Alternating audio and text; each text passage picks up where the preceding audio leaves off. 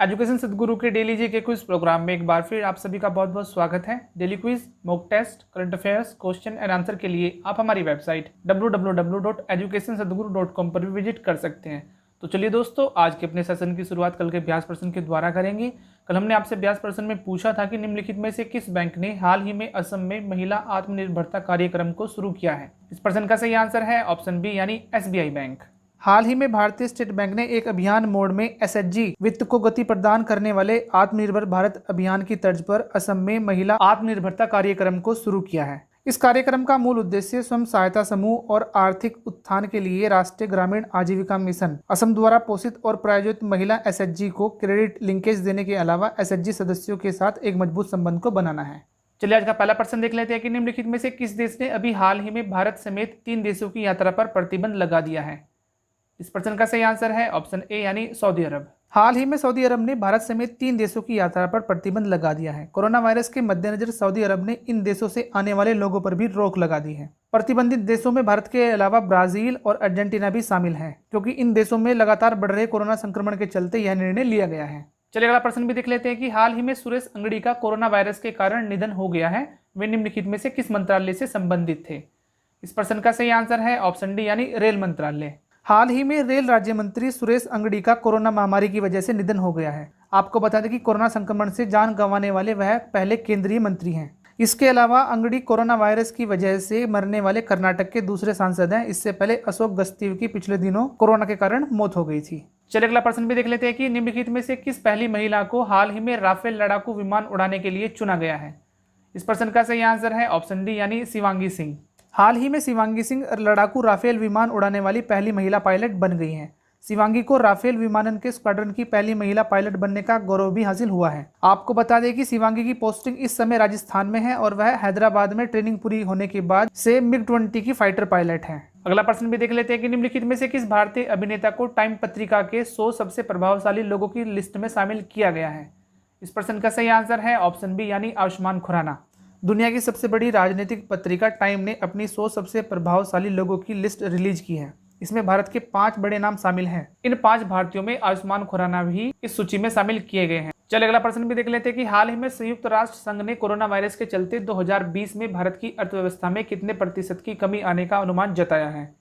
इस प्रश्न का सही आंसर है ऑप्शन बी यानी 5.9%। हाल ही में जारी संयुक्त राष्ट्र की एक रिपोर्ट में कहा गया है कि कोविड-19 महामारी के प्रकोप के चलते भारतीय अर्थव्यवस्था में 2020 के दौरान 5.9% की कमी आने का अनुमान है। इसके अलावा इस साल वैश्विक अर्थव्यवस्था में 4.3% की कमी होगी। वहीं प्रत्यक्ष विदेशी निवेश के प्रवाह में भी करीब 40% तक की कमी इसमें बताई गई है।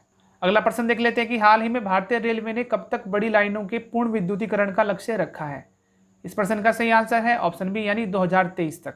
भारतीय रेल की बड़ी लाइनों के मार्गों को वर्ष 2023 तक 100% विद्युतीकृत किए जाने की योजना है। इस वर्ष 1 अप्रैल तक कुल 63,631 किलोमीटर रेल मार्गों में से लगभग 63% बड़ी लाइनों का विद्युतीकरण किया जा चुका है। वहीं आपको बता दें कि रेलवे स्वच्छ ऊर्जा पर भी अपना फोकस बढ़ा रहा है, जिसमें सिग्नल रेलवे स्टेशन पर सौर ऊर्जा का इस्तेमाल बढ़ाने की योजना पर भी काम किया जा रहा है। अगला प्रश्न भी देख लेते हैं कि हाल ही में देश के पहले चिकित्सा उपकरण पार्क यानी मेडिकल डिवाइसेस पार्क का शिलान्यास निम्नलिखित में से किस राज्य में किया गया है।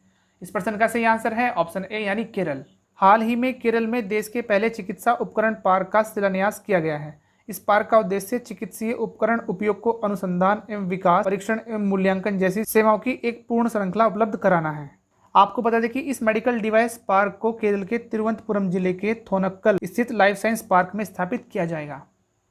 इसी के साथ अगला प्रश्न देख लेते हैं कि हाल ही में प्रकाशित किचन्स ऑफ ग्रेटिट्यूड टाइटल पुस्तक का संबंध निम्नलिखित में से किससे है।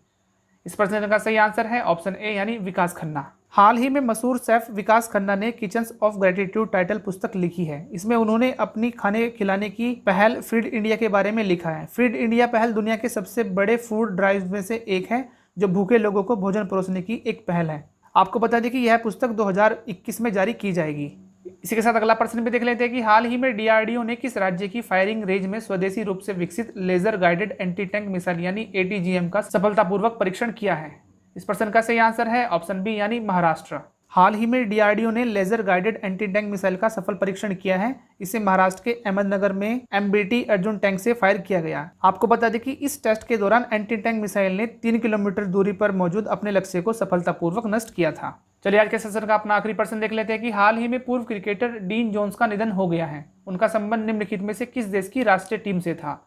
इस प्रश्न का सही आंसर है ऑप्शन सी यानी ऑस्ट्रेलिया।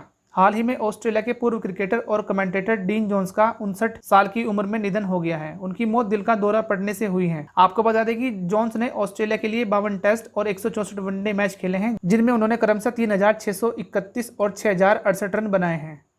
चलिए आज का अभ्यास प्रश्न देख लेते हैं कि हाल ही में संयुक्त राष्ट्र पर्यावरण कार्यक्रम ने किसे भारत के लिए क्षेत्रीय राजदूत नियुक्त किया है। Option A Mahesh Pallikal, B Neetu Rao, C Khushi Chindalia या फिर डी तुषार चौधरी। इस अभ्यास प्रश्न का आंसर आप हमारे कमेंट सेक्शन में जरूर दीजिएगा। और यदि आज की वीडियो आपको पसंद आई तो वीडियो को प्लीज़ लाइक करें, कमेंट करें और दूसरों के साथ शेयर भी करें। और यदि अभी हमारे चैनल पर आप नए हैं तो चैनल को सब्सक्राइब करना बिल्कुल भी मत भूलें और बेल आइकन को जरूर प्रेस करें ताकि आने वाली नोटिफिकेशन सबसे पहले आप ही के पास हो। तब तक के लिए आप हमारे चैनल पर लगातार बने रहिए।